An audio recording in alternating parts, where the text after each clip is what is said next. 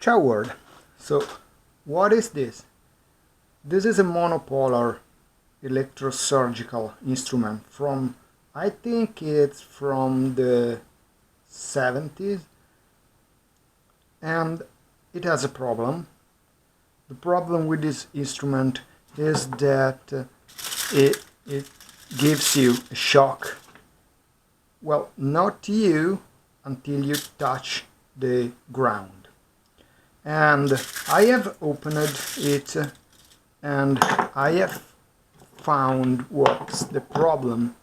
I'm searching for the problem. The problem was this BJT here that was destroyed. So I have tried to read out the numbering here, but I can't read the number. So I've measured the voltage between the collector and the emitter, and it was 90 volts. And so I choose a BJT PMP that has more than 90 volts, a generic BJT. And so I have replaced it, and now I show you. I have a pedal here to turn this instrument on. What it has, this instrument, it has an on-off button, a way of, I don't know if it's pulsing, I don't know what, and a power.